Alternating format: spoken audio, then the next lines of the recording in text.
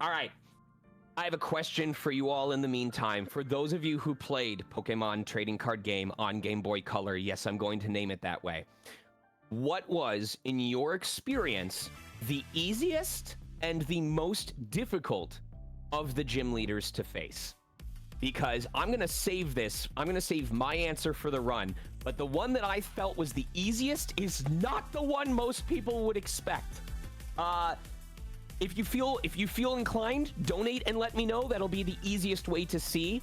I would love to have those donations also contributing towards our incentives that are open. And hey, maybe even have your donation amount match the Pokédex number of the Pokemon that's your favorite. So if it's Bulbasaur, donate $1. You can even do like the cents. So if your Pokédex number is, 305, donate $3.05. Oh my gosh, don't bring up Pokemon Pinball. You'll get me on a whole different tangent.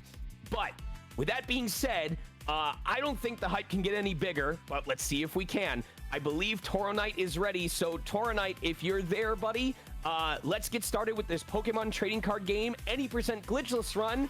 Take it away. Well, thank you. With the wonderful energy, I could not be more excited for this run.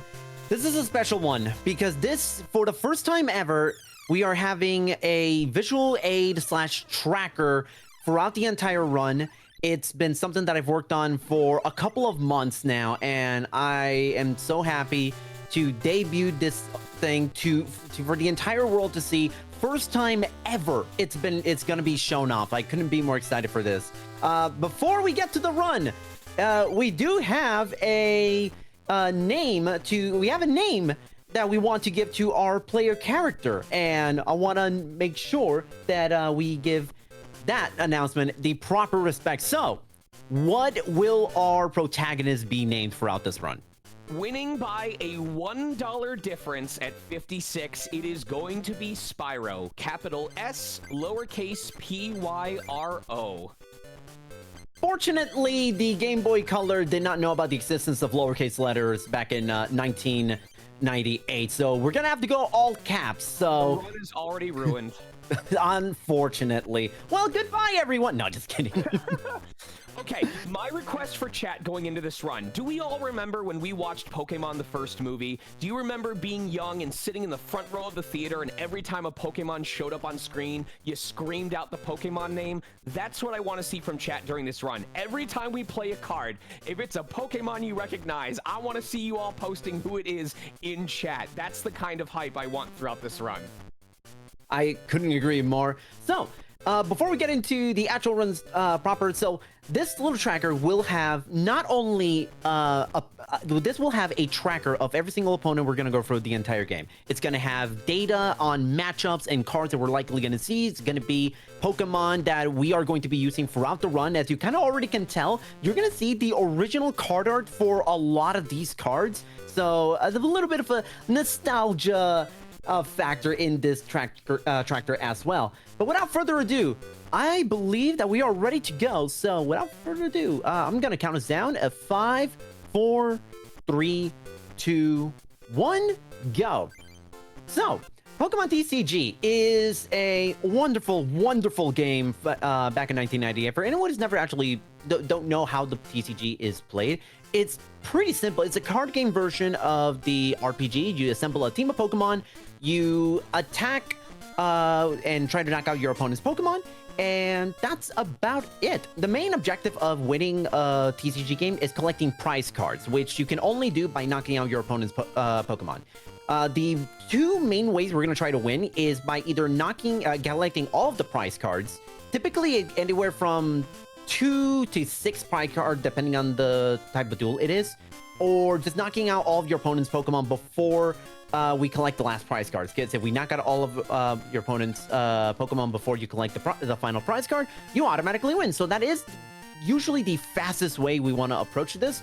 So we're going to be going through this little tutorial that, I'm going to be honest, this is considered glitchless. I'm gonna bend the rules just a little bit. We are gonna be showing off the one and only actual proper glitch in the run, just so that we are able to kind of go for, avoid this I'm not kidding. 8-minute unskippable tutorial. Well, unskippable through normal means. So after my third time of playing this game, I would just start ignoring his instructions and trying to finish the fight in different ways from what he was telling me to do.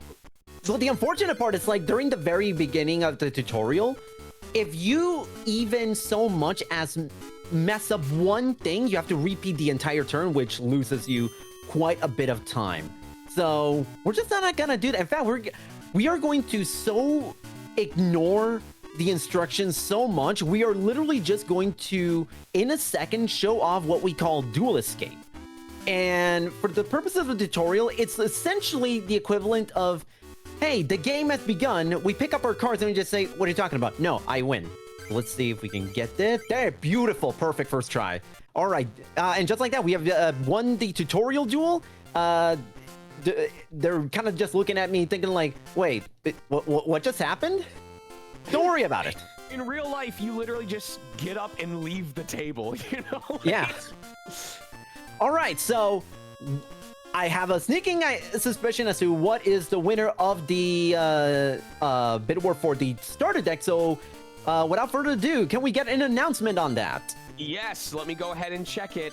You know, it ended up being a pretty close race, but at $40, Charmander and Friends is way behind the winner, Bulbasaur and Friends at $519. All right, Bulbasaur and Friends. Thank you to everyone who donated. This is the best one. This is the best option, which I could not be more excited about. I'll explain why Bulbasaur is, in my opinion, the best starter of the... Which is funny because we're not even going to use Bulbasaur at any point in the entire run. He's so precious. We can't let any harm come to Bulbasaur. I agree. So I'm going to need a little bit of silence now because we're going to execute something called Mail Manip. And the objective is we are going to wait, as you kind of see on the visual aid, 21.636 seconds. It is 0.537 seconds. You're playing on the Switch version because it is faster, but we are going to try to aim for a Duck Trio or computer search. So... Wait, this game is on Switch now? Okay, did not get it. Might have been a tiny bit early on that, but yes, on the virtual, on the Nintendo Switch Online, it is one of the Game Boy Color games you can play, so yes. You just made my year. I'm so glad. Oh wait, 3, 2, 1.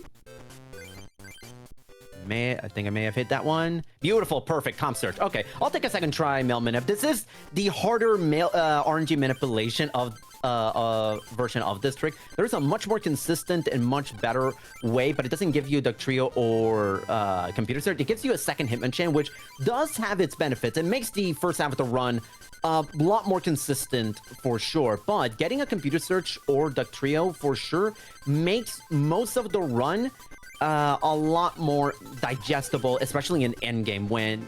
Oh. I forgot to count. Apparently, counting is kind of important in TCG. So now there should be... Okay, there we go. Now we... So basically what I did here was that NPC gives us 60 free energy cards, which is what we use to play, to be able to attack and do a bunch of other things. But we want to make sure that we have enough of a certain kind of energy, mostly fighting energy, which we are going to be using for the majority of the run.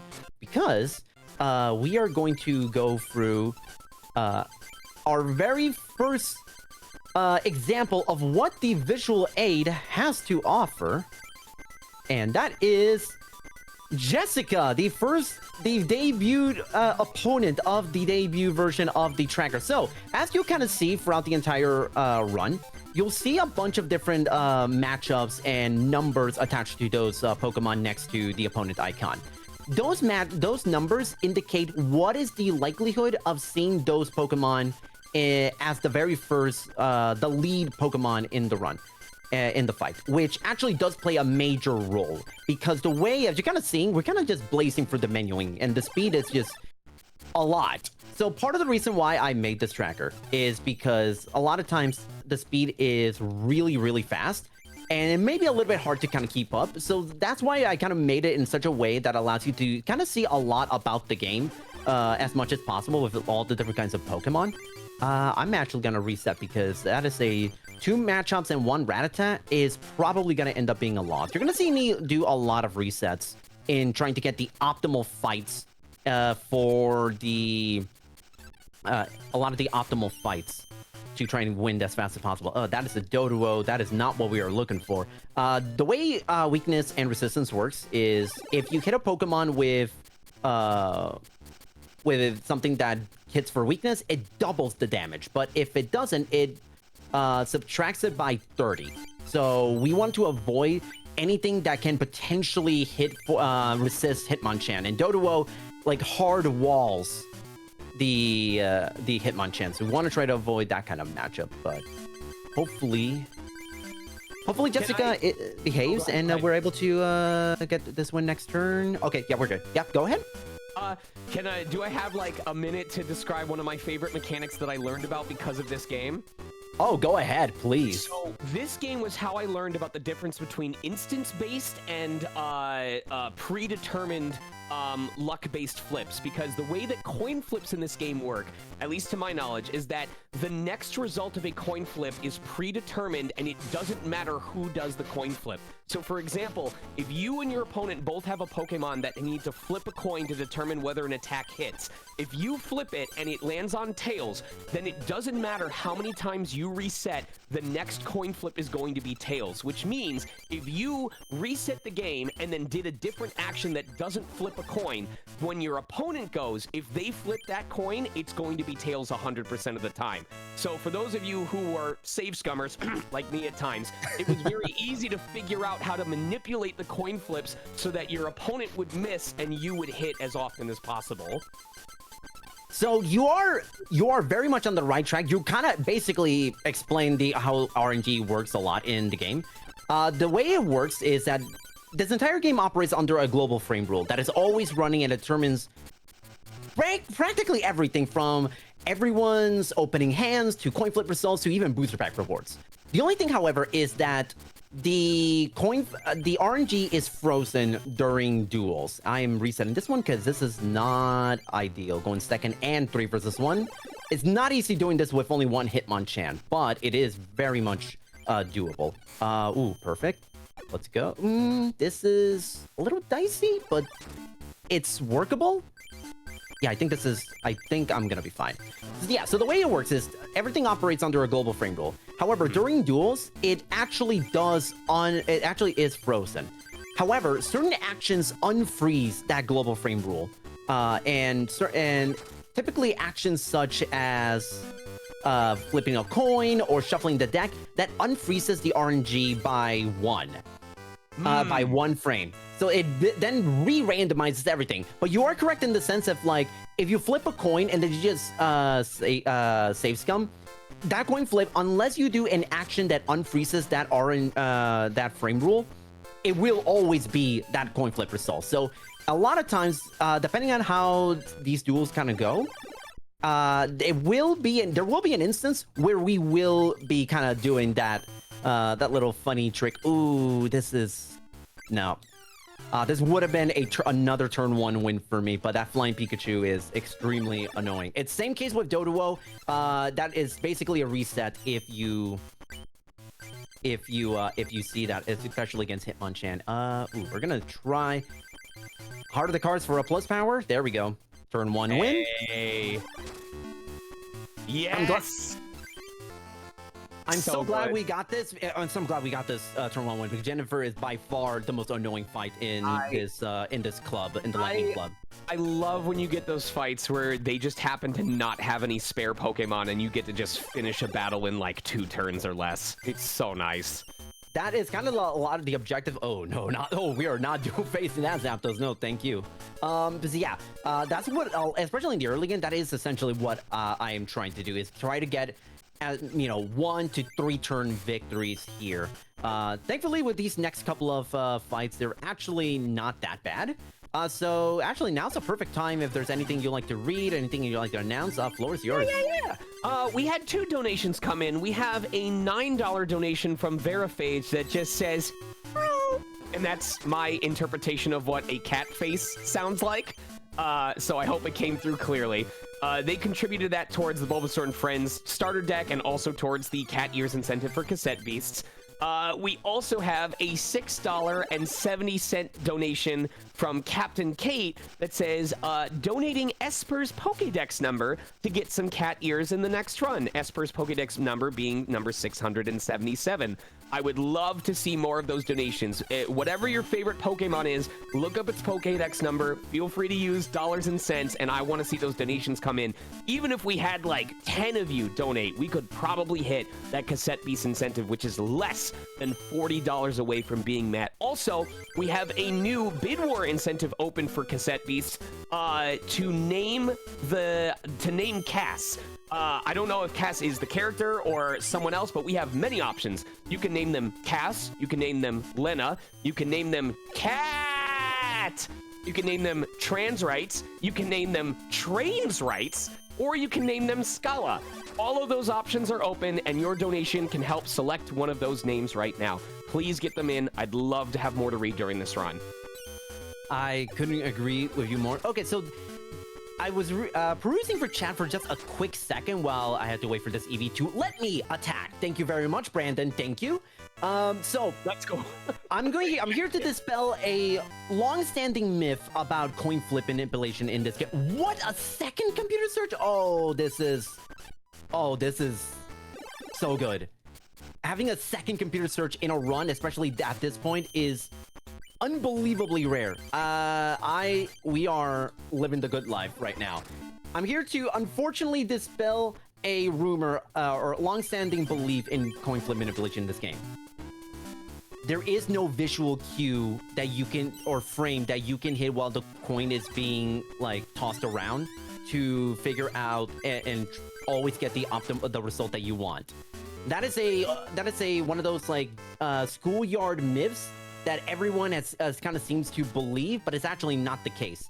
The coin flip results are basically already predetermined, and there is nothing you can do outside of re-randomizing the coin flip. So I'm sorry, I was one of those that also believed that, like, oh, if I hit it on the frame where you see the Pikachu face, you start to show up, it's always gonna be heads. It was even like all over the internet as like one of those like quote-unquote cheat codes.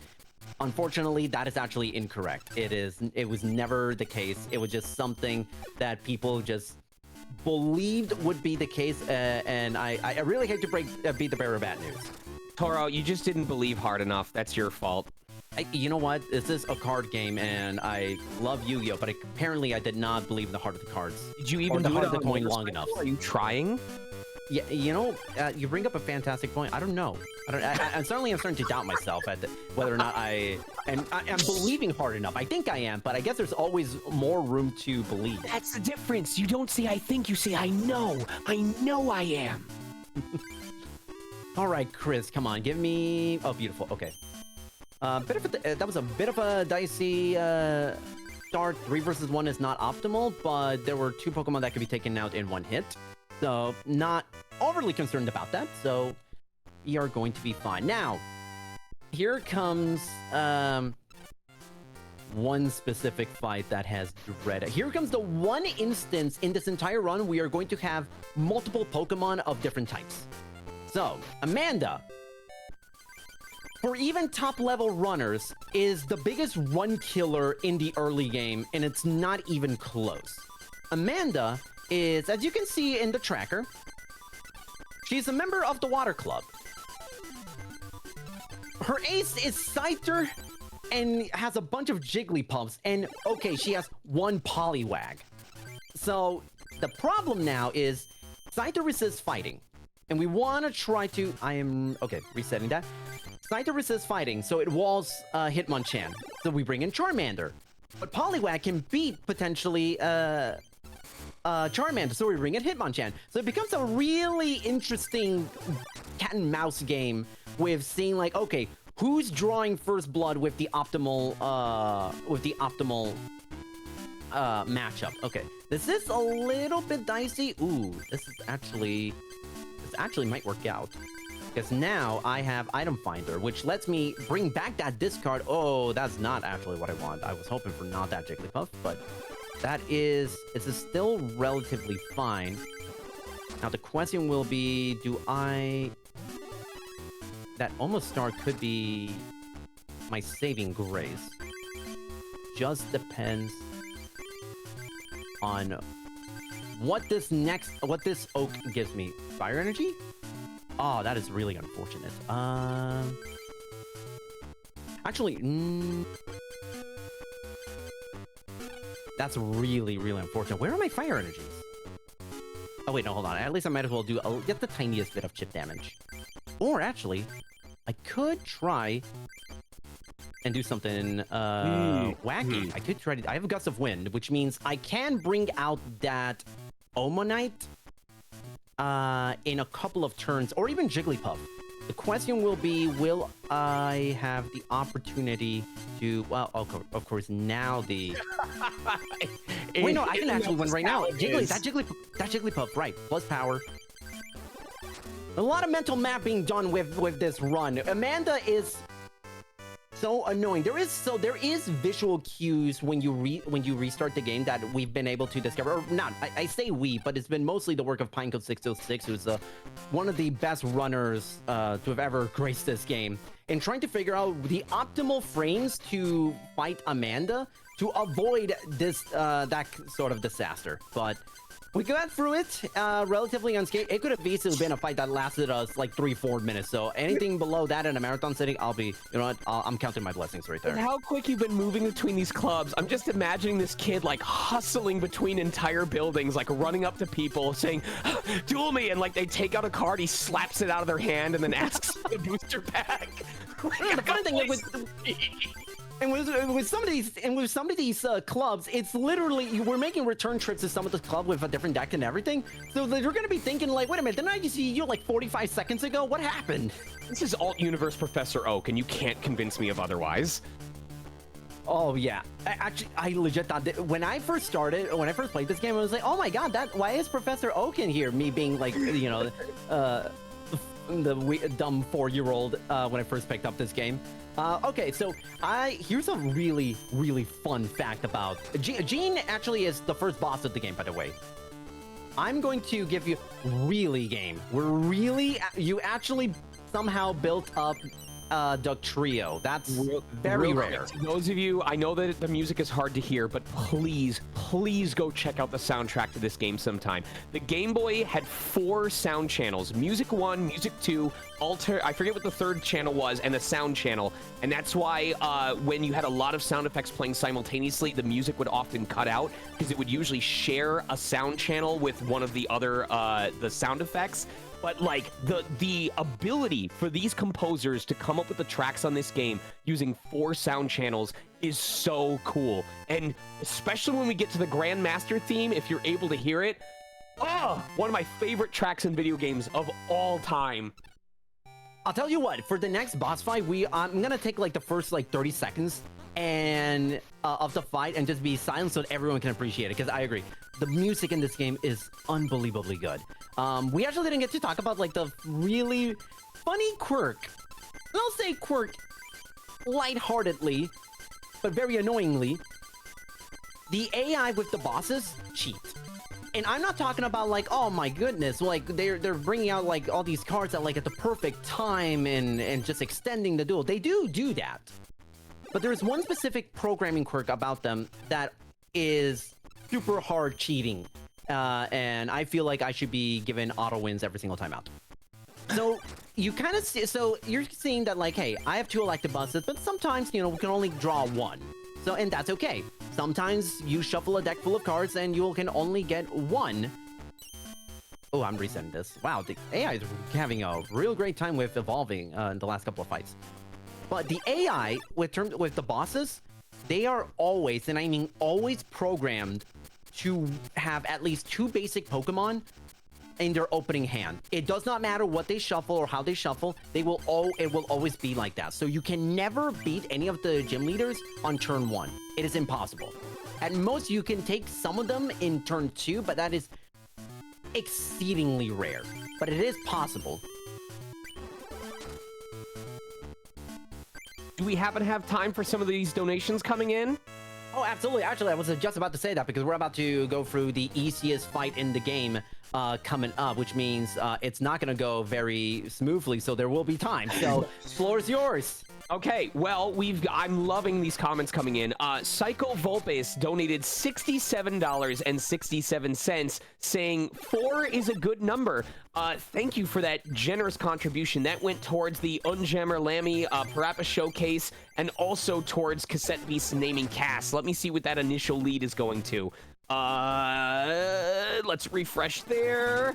Let's check that list. View details. We have $21 for Trains Rights, $10 for Scala, and currently in the lead at 67.67 is Cat.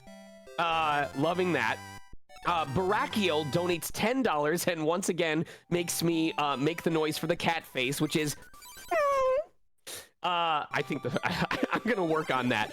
And that was excellent, though. We also had Super Blood Wolf Moon donate $21, saying $21 for my fave Gen 1 Pokemon, number 21, Spearow. Thank you so much for that contribution. And through those contributions, we are less than $8 away from meeting that Cassette Beast incentive for cat ears. Less than $8, chat. Can we cap that out before the next gym leader? Please, please, please. Let's make it happen.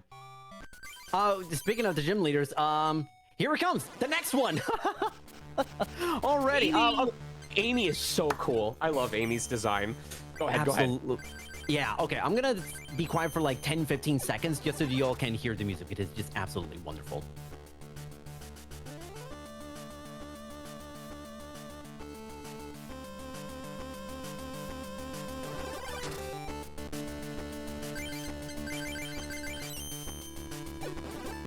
Okay, have to reset there because I'm bobbing my head the whole time. Do. Like when you have the advantage during those fights, it gives you such a sense of power, and when you're at a disadvantage, it really gives you that stress. Oh my god, it so does. Okay, so we saw that coin flip landed tails, the same instance as before. Now we know. Let's see, perfect. It was always going to be tails that last coin flip. So now we just decided to use Gust to Win. You waste that coin flip so we can one-shot another Pokemon that could be causing problems. And, oh, beautiful. Needed that coin flip landing hits. And just to be able to just routinely keep the momentum going and put a lot of pressure on Courtney. Not Courtney, Amy. Courtney will come and later in the run. Let's see. Do I need a... Yeah, potion as a just in case. What's in the bench? Okay. I think we're fine. I believe that we are not in any danger. Unless... Nope, we're good. We win. All right. All right. This is one of the harder... actually, no. Not one of the harder fights, but it is a fight that you can very easily lose timeout on. Because Amy does a lot of status effect. Mainly paralysis and confusion. And also smoke screen, which does force you to flip a coin if you want to attack. So the main strategy is to get full heals and to also be able to attack first, just to be able to put a lot of pressure on Amy and make her not be able to do the move she wants to do. Okay, who here loves Magnemite? Oh no, no. Oh yeah, so we're gonna one of two instances we'll get to see Magnemite. Now this is Ronald, our rival. You may realize, wait, the tracker still has it on Amy. Why are we not trying to pay attention to Ronald's AI? Well, let me tell you a fun little tale about Ronald. Ronald, his deck does not matter because we are throwing this game on purpose. Story progress does not matter, does not get affected with this specific fight. You can, so it is much faster and easier lose on purpose. Because the mode that you get is simply, oh, we just go for the, we just simply... It's the immunity strat of just knocking yourself out and letting them win, you know? Yeah, for sure. Also, if you actually, for anyone that actually pays attention to Pokemon TCG and like constructing decks and stuff, if you've never seen any of Ronald's decks, please do. Ronald does not know how to play the game. He literally does not know how to construct a deck. In fact, it's gonna be most evident on his ultimate deck. Like, he legit does not know how to build a deck. Chat's saying it's because he focused so much on the name of the deck. Like, they're all named like, I'm Ronald, here's Ronald, Ronald again, you know? Also, I mean, go ahead. I would believe that theory, but the problem is half of the deck, half of the names is just half of the deck names is just his own name. So I feel like there's not much to focus on. Is he gonna self-destruct? Oh no, he's gonna. I want to know from chat, and primarily through donations, I want to know, for those of you who played this game, what you named your decks, because one of my favorite parts was coming up with cool names for my deck. Like, if I had a deck that was half electric and half fighting Pokemon, I'd call it like the Flash Strike deck or something like that, and I was proud of those names. Oh, that's actually a hype name.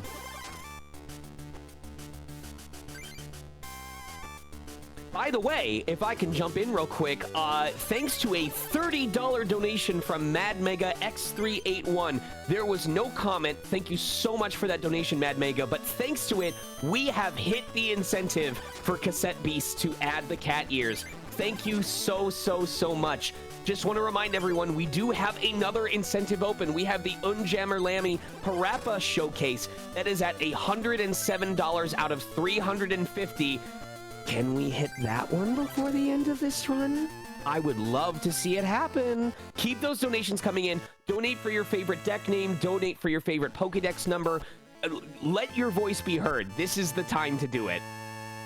Oh, I couldn't agree more. I'm so happy for all these donations. The donations that have come into throughout this entire weekend has been anything short of humbling and exciting. Just for all the people that donated just on the 2 runs that I did is just absolutely it's incredible. For an amazing cause, you know, at a time when LGBTQ plus communities need more attention and support than ever. You know, True Colors United is doing the work necessary to get resources to those in need, and all of you contributing this weekend is helping make that possible. So thank you. All right. So let's see what is okay. I'm gonna reset. There was probably a win condition here, but it was not likely. So I rather yep. One thing about this game is that you would think that you need to accept whatever the game gives you on that first attempt. Otherwise, you know, you're losing time. This game is very easy to suffer through the sunk cost fallacy. And for anyone who doesn't know what the sunk cost fallacy is, it's essentially something that where if you invest something a lot of time in to anything in particular, and you feel like you're gonna, like, it's kind of a lost cause, you just kind of power through it, even though it's to the detriment of a lot of different things. And so this game has a similar principle, where you would think it's like, well, I'm already spending so much time here in this version of the fight as opposed to resetting, that I might as well just keep going. And oftentimes that actually negatively impacts your runs, because sometimes resets, while they may be a gamble, more often than not, they can be a potential time save over all the alternatives. I believe this might be a loss. Or not. Nope, never mind. Unless... Okay, no, we're good. Ooh. Unless he brings out something to the bench. Okay, that was a little dicey. Ken's a little annoying, but not terribly so, at least compared to the next... enough, unfortunately. At least not compared to this next one. And Volna, you and I, we've talked about this specific fight quite a bit in the past. Murray, the Psychic Club leader. Okay, I'm gonna let you talk about Murray. Go ahead. It is maybe the most annoying fight in every instance from a... Oh, go ahead. For those of you who don't know, Murray is probably one of the only people in this game that deliberately attempts to stall you out. This man uses Chansey exclusively to dodge damage, to reduce damage, then uses an evolved Alakazam to move all of your damage counters off of Chansey until you run out of cards. He will run your deck dry and waste 20 minutes of your time at a time. And speaking of Chansey, okay. We may be in... Actually, no. We are not in trouble at all. So let's see. Yeah, potion. And... Oh, it's literally the next card? Actually, no. Hold on. It's literally Toro, next card. may I, to help pass the time during this fight, may I tell you my story of how Murray was the easiest fight for me in the entire game? Please go ahead. So you were mentioning earlier about how Toro, or you were mentioning about how the gym leaders will never have less than one Pokemon in their hand at the start of the fight, right? Right. So when I fought Murray, apparently his two Pokemon were Abra, and I happened to have a Jinx. And on turn 1, I had Jinx use a 10-hit attack, or maybe it was an Abra with a 10-hit attack with plus power, which took out his first Abra for 30 HP. And on the second turn, I had Jinx use it was the either 2-flip or 3-flip attack, did 20 damage, did the weakness, took out the second Abra, and beat Murray on turn 2. Oh, that's incredible. Okay. We see the Alakazam, which is actually very rare to see Alakazam in here. This is a little dicey, but if this next coin flip lands tails, we're gonna be fine. We're gonna be fine. In fact, Alakazam moving his damage counter to other Pokemon actually saved this. Has actually saved this run, believe it or not, because Mr. Mime only has 10 HP left, which is free real estate for this Mr. Mime that we got coming up. Do I want to actually? Yeah. Let's just set up this Diglett to be able to do 30 damage and one-shot the other Snorlax that I have. So many tanky Pokemon in this fight. This fight is so annoying. This really is one of those fights where you just want to try and finish it as soon as possible, because the longer it goes, the bigger the risk that you don't get to finish. Oh, for sure. Let's see. What do I have? Okay. I'm not worried about the Mr. Mime. Wait, is Mr. Mime? Oh, yeah. Mr. Mime doesn't even have an energy. Oh, yeah, no. We're good. We win. We automatically win. Because he's going to bring out the Mr. Mime, but we have Gust of Wind, so we're gonna use that to bring out the other Snorlax that he has in play. Which is a really great example as to the importance of trainer cards. Because if it wasn't for a lot of these trainer cards, we would have lost we would have had to reset a long time ago. This is also a perfect example of like how much the metagame has changed, because what is it, like Chansey has like the highest health in this game at what, 160, is that correct? 120, and it's tied with it is tied with Charizard. And then you look at some of these GX cards in the modern day metagame, and they're like pushing 300, 350, like even basic or first stage Pokemon sometimes have 80 to 100. It's so different nowadays. Oh yeah, for sure. It's so different. By the way, did everyone like seeing Ronald get that dub? How about we do that again? Everyone want to see Ronald get that dub again? You can't spell Ronald without a W. W-R-O-N-A-L-D. Oh, that's right. I forgot the W is silent in this instance. It's silent in Japan, yeah.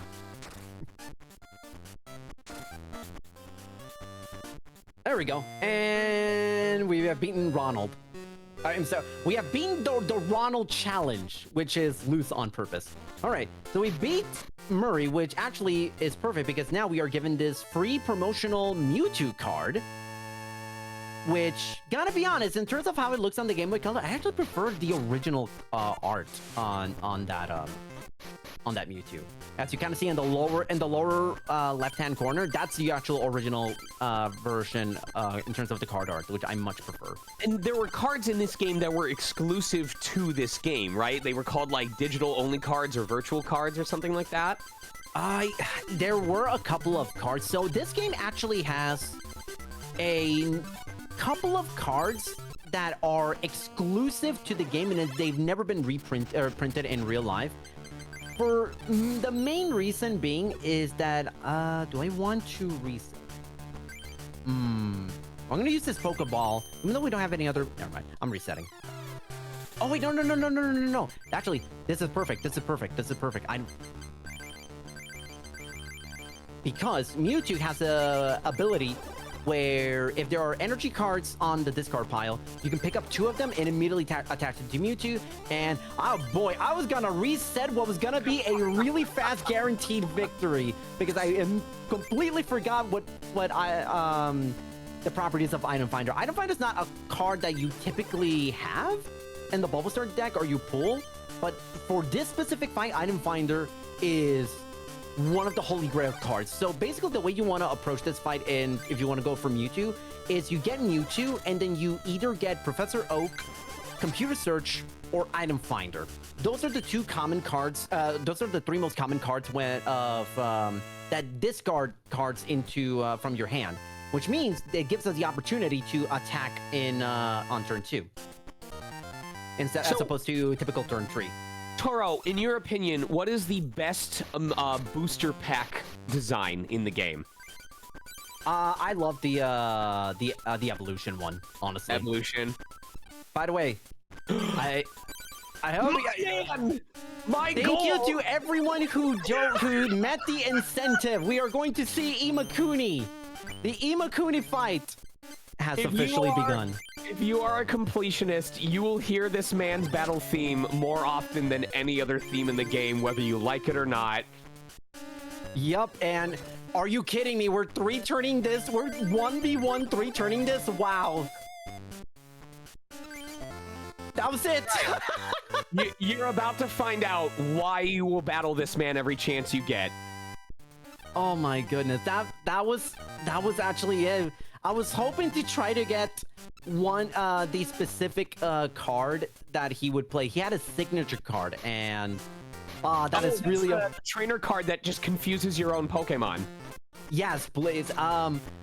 Yeah. So basically, it literally that's what it literally does. It confuses your own Pokemon, which is.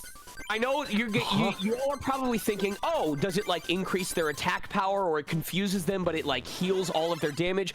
No, it literally on play confuses the Pokemon of the player who played it, and that's it. That's all it does. Yeah. So okay, I don't know if you're able to maybe look up, well, not to see and give like maybe a dramatic reading of the flavor text, because it needs to be mentioned. I always try my best to spawn the Imakuni card, but unfortunately, or I guess fortunately, he just did not have a. Do you mean like the real? Because I can look up the real life card right now. Yes, please. That is. It needs to be mentioned. It is one of the most. I want I've ever seen in a trading card game ever. It says, card text, your active Pokemon is now confused. This card cannot be put down on the field as a Pokemon. Is that the text is supposed to say? Yeah, but there is more. There is more flavor. I'm trying to find the version that has even more. English, let me see if I can find a longer version of it. It's showing me the real life version, but it doesn't have as much text. I love his cards for like Doduo and stuff like that. Like is there like permission? Can I get permission to post like a link to an image of like one of the Imakuni cards in chat? Imakuni Doduo. Like seriously, these cards are they're so special. Worst case scenario, I will look up the card and get the flavor text going and get the flavor text. I know where to find the actual. I'll read this one for Doduo. Imakuni's Doduo. Pokemon Power Frenzied Escape. When this Doduo retreats, hold this card and throw it as hard as you can because Doduo is running away. Throw the card horizontally with a snap to get the farthest distance. And then the Doduo's attack, Harmonize, says, from the moment you use this attack, you must begin to sing a song. While the song is being sung, the game continues. When the song is finished, this attack does 30 damage. Oh, it's so cursed and the best way possible, let me tell you. Welcome, Raiders. Astrid, the horror girl. Welcome to Power Up with Pride 2025, supporting True Colors United. My name is Sonic Mega. You're watching Toronite playing an any percent glitchless speedrun of Pokemon trading card game, and we just finished discussing the one, the only, the tingle of Pokemon, Imakuni. If you want to discover something funny, look up Imakuni Doduo, read the card, or look at the card art. It's beautiful. It's what we should all aspire to someday. I could not agree more. Oh my gosh. Double raid. Another raid. Welcome, the King's Pride. Welcome, crew. You are watching Power Up with Pride 2025. We are here in the last third, I would say, of the Pokemon trading card game any percent glitchless speedrun. Stick around because you're going to see some really fast menuing, and if we can probably get a music boost when we get to the Grandmaster Duel, you might have a chance to hear some incredible music from the Game Boy era. In the meantime, go ahead. Oh yeah, no, I was about to say it's a fantastic soundtrack, and when we get to the Grandmasters, I will do everything in my power to make sure that at least we get a taste of the music.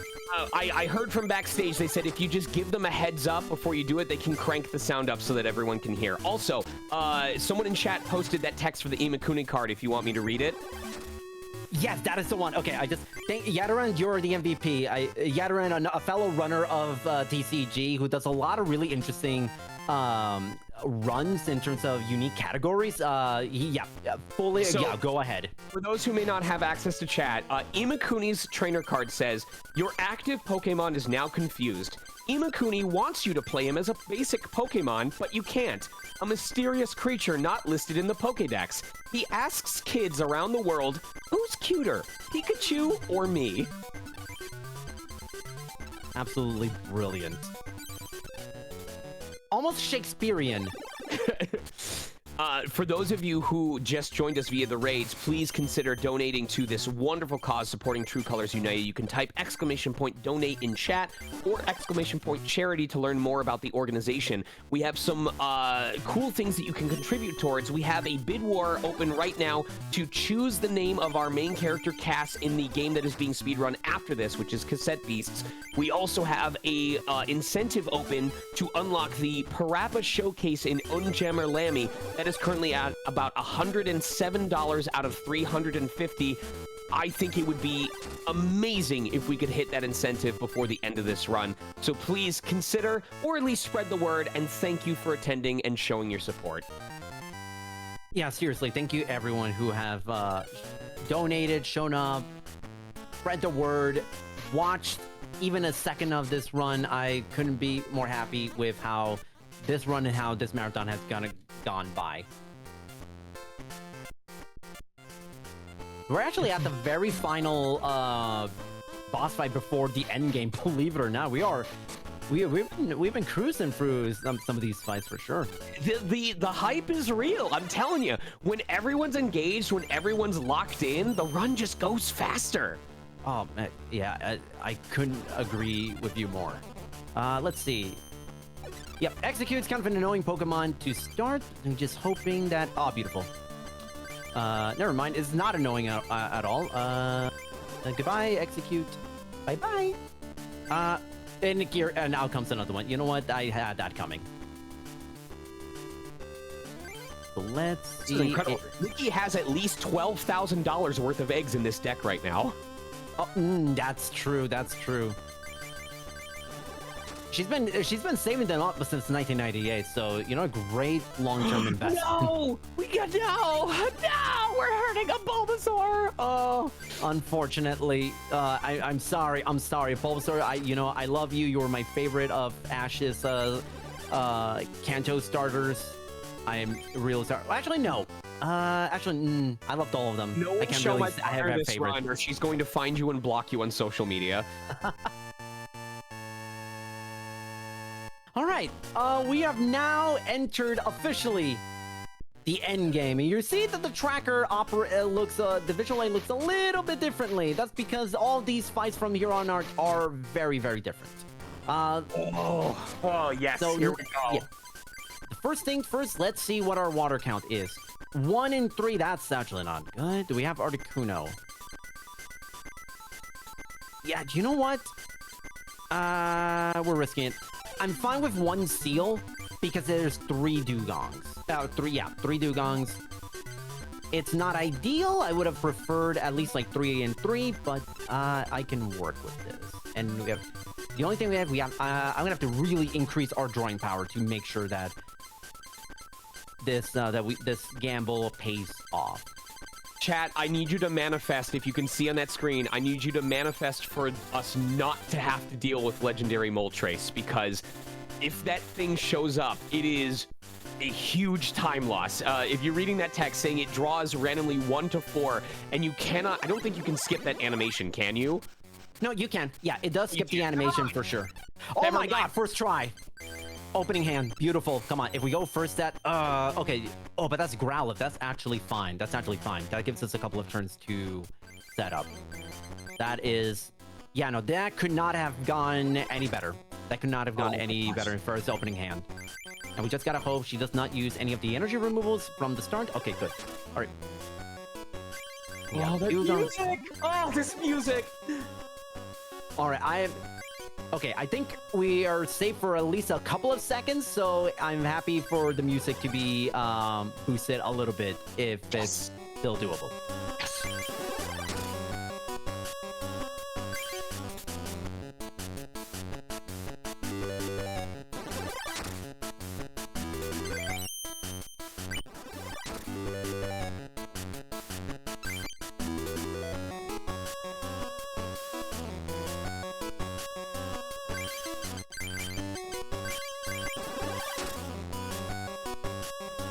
This music is so good. There's not a single bad part in this song. Like after this says the is it here?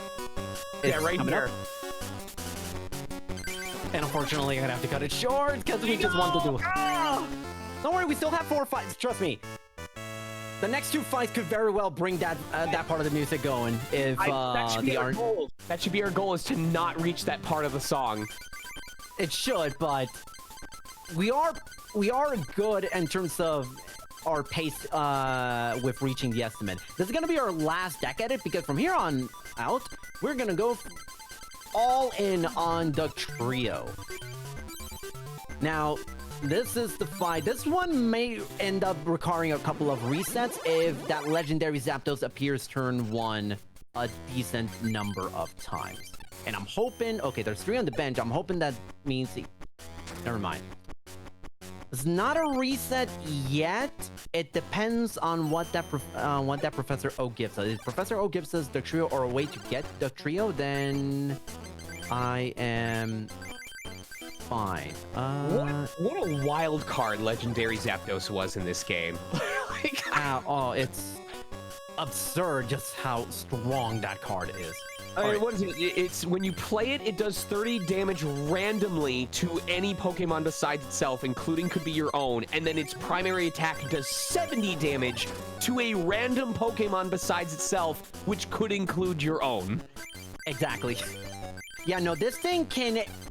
A lot of times you'll see in runs, Zapdos will be played on that first turn and hits your Diglett, and because it ignores weaknesses and resistances, it automatically knocks it out, so you get a turn 0 loss. Which is just an absurd concept, but it is possible. That Professor Oak has really saved us. Oh, beautiful. Pin Missile. Actually, I think we kind of have this in the back, so feel free for any readouts, any announcements and such. Yes, let me take a look real quick. We are fast approaching the end of the run at this pace, so now is the time to get any last donations in that you want to have read during this run. Just reminding everyone, we do have that bid war incentive to choose the name of our main character for the game coming right after this, which is Cassette Beasts. You have choices between Cass, Lena, Trans Rights, Trains Rights, and Scala. And then we also have that incentive open for the Parappa Showcase on Jammer Lammy. We only have a couple of incentives left. We only have a couple of runs left. Like, let's keep it going, y'all. I want to see as much content as possible. I don't want this weekend to be over. Oh boy, here comes the fight. The fight of all the fights. This is the fight.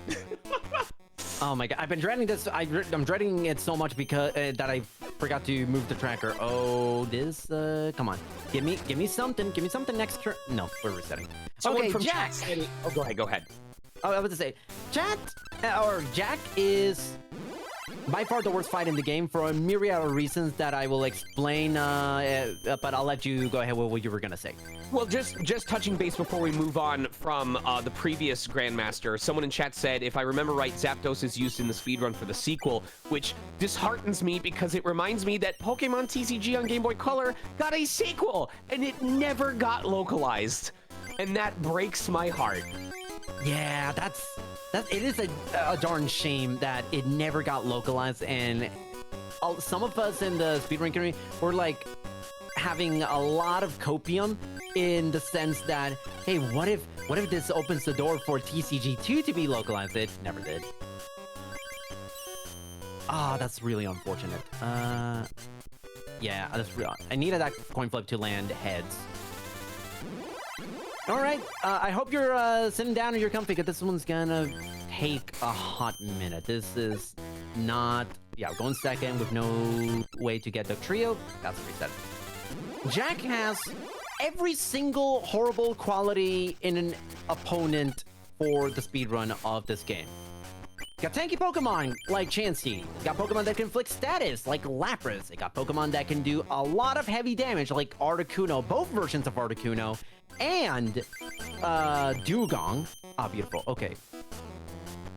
Actually, this is actually perfect. A perfect time to illustrate a neat little concept that I'm about to show off. So, as you kind of notice, I actually did not go for the Pokeball. It was successful. I could have gone to Trio right now, but that Pokeball, we sometimes use it as... Oh, did I miscount? I miscounted. That's fine. It should be next turn? Oh wait, I forgot to. Jack does have that intimidating stare. I don't blame you for feeling, you know, a little incompetent in the face of someone who's wise beyond their years. That's fair. But yeah, so that Pokeball lets us, there we go, there's the trio. I counted, I thought that was the 7th card. Nope, that was the 8th card. But that is fine. What's on the bench? Oh, okay. Jack, you just gotta not play anything for 2 turns and we are home free. Jack, I said play nothing for 2 turns and you played the worst thing I could have asked for. Okay, we'll see what happens here. Okay. This is still relatively fine. But yeah, okay, let me see what... Okay, no, he does not have Dugong. If he had Dugong, he would have been setting up the seal a lot more. So this is smooth sailing. I wouldn't say it's unfortunate, but the fact that Doug Trio can just hit so hard, so consistently, it's such a staple of so many decks. Yeah, the trio is an absolute beast. I believe outside of like the explosion cards, I want to say that it is... Earthquake is the it's up there with one of the strongest moves in the game. The only thing that could potentially, that would beat it out is stuff like Hydro Pump and Fire Spin. And do I have... okay, Item Fight is perfect. Because now I got Gust of Wind, and... Sorry, buddy. You're the final prize card. Oh my god, okay. That was horrifying, but hey, we got through it. That could have very easily gone another like 3-4 minutes. So we're still good. This man's design. I love this man's design. I hope you'll... Yeah. His design's great. Now, the thing is, he is the easiest out of the 4 Grandmasters. Because he's got... what does he have? He has...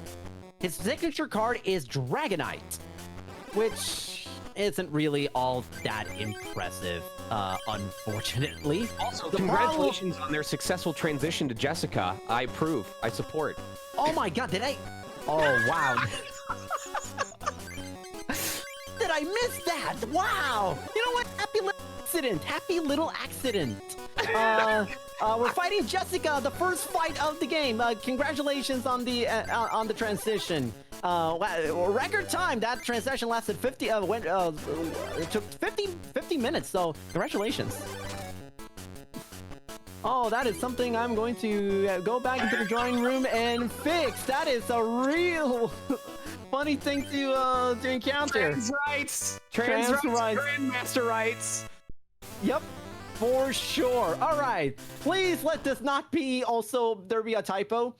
Ronald. Okay. Here's his gimmick. Ronald has 2 copies of every single legendary ace that we've seen in the last 4 fights. Now, let me ask you a question. Articuno is a water type, so what would you think, in terms of energy, what would you think it would require to attack? Water. Okay. Zapdos is lightning. What would you think about Zapdos? What do you think Zapdos would require to attack? I feel like I'm on a roll here, so I'm gonna say lightning. Okay. All right. Wait. We're on the same page. Guess what he doesn't have? Do not tell me that he has no lightning energy in his entire deck. Oh no, you're wrong. He has no lightning energy and no water energy at all. What? They literally cannot attack. In fact, he's so bad at the game, we beat him with a Diglett in 4 turns. Time is coming up in just a second, in about 10 seconds. That is an absurdly weird run for the Pokemon Dome, but I'll take it. Time is coming up. By the way, there's that Dragonite that never shows up in a speed run because Rod is not great. And time. Oof, oh boy, that was a roller coaster. There was so much I wanted to talk about Ronald being such a bad player of this game. I'm sorry, I had to sing at least one song in this game. Oh no, you are more than welcome to. I mean, look, this game, like, Ronald is so bad at the game that we beat him too fast to explain why he's even bad at the game. It's retroactive. Your time, at least from what I'm seeing here, was 57:29, if that matters at all. That is for a marathon time, including the Imakuni fight, slight detour. That's actually pretty solid. That is a solid time for a marathon time. I'm pretty proud of how it went.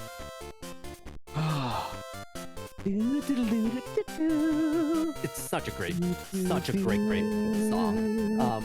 But yeah, Ronald. The gimmick of Ronald is using the special abilities of Articuno, Moltres, and Zapdos to basically either debuff us, damage us, or increase his fire energy count. He does have fire energy count, so at least he has that. And his main source of attacking is just strictly going with Dragonair or Eevee with the evolutions.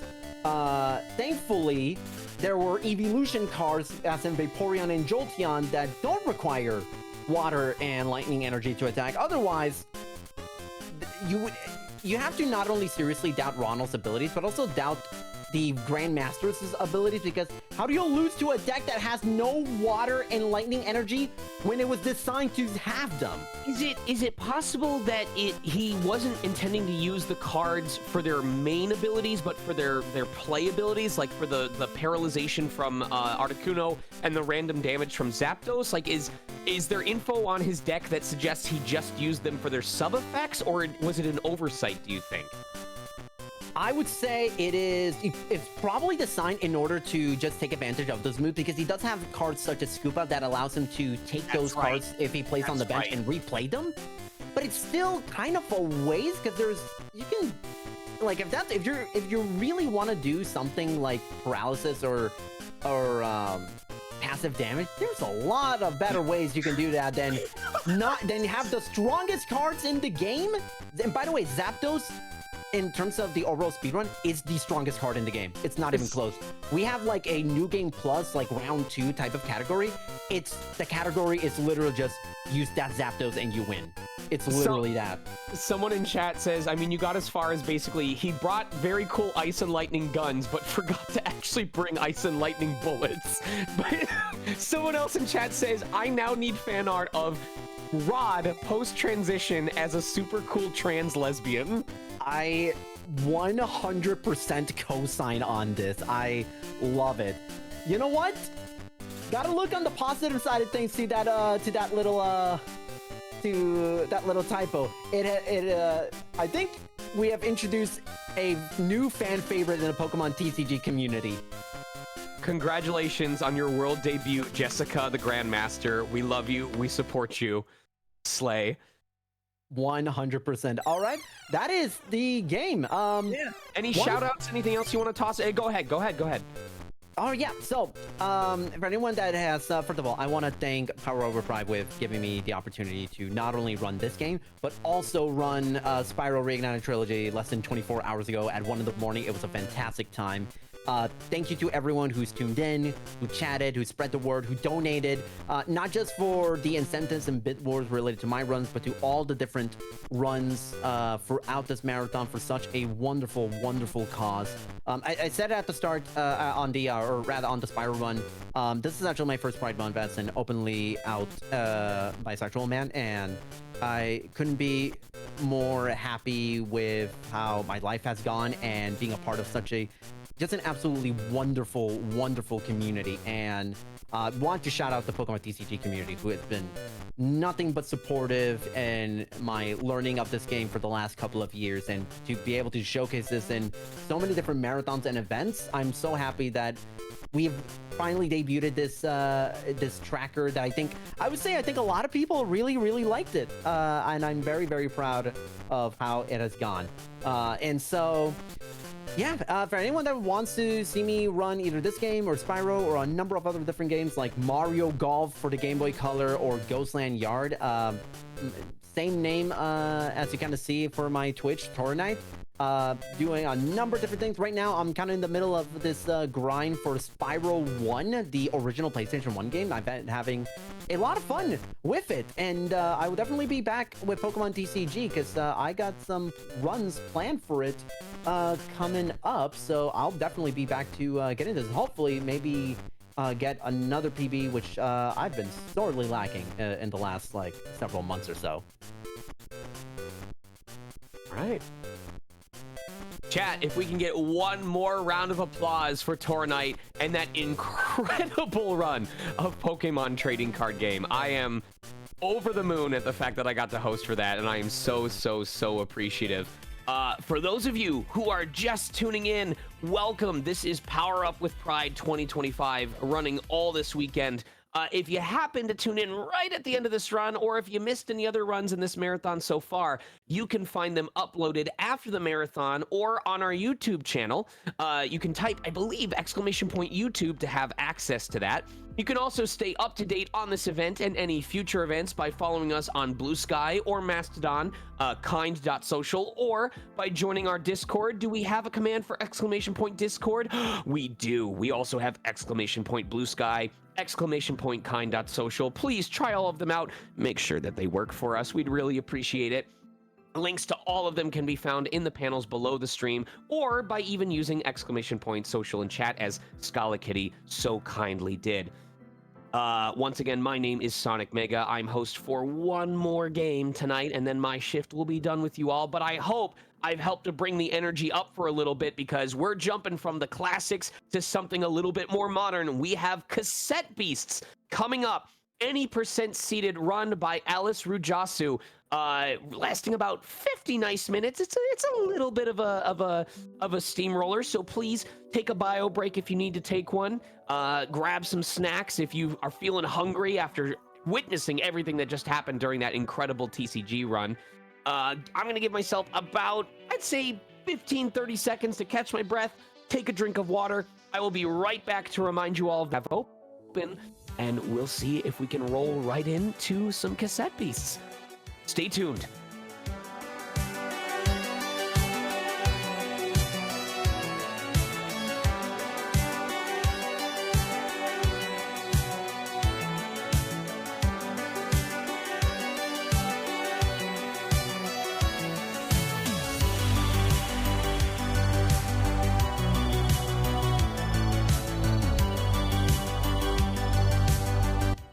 right, so chat, my question to you while we're in the middle of this monster tamer collection battler block of sorts is, when you play monster collection games, are you the type that focuses everything onto your starter, onto a single monster, and you just make them more powerful than everything else in the game? Do you go for the squad strike? Do you prefer having a team where it's like, oh, I'm gonna set up with this monster and then switch to this other one instead? Do you prefer monsters that are raw damage dealers? Do you prefer monsters that are status effect inflictors? Do you prefer monsters that build up their defenses and kind of stall the opponent out? What is your method that you approach on these games?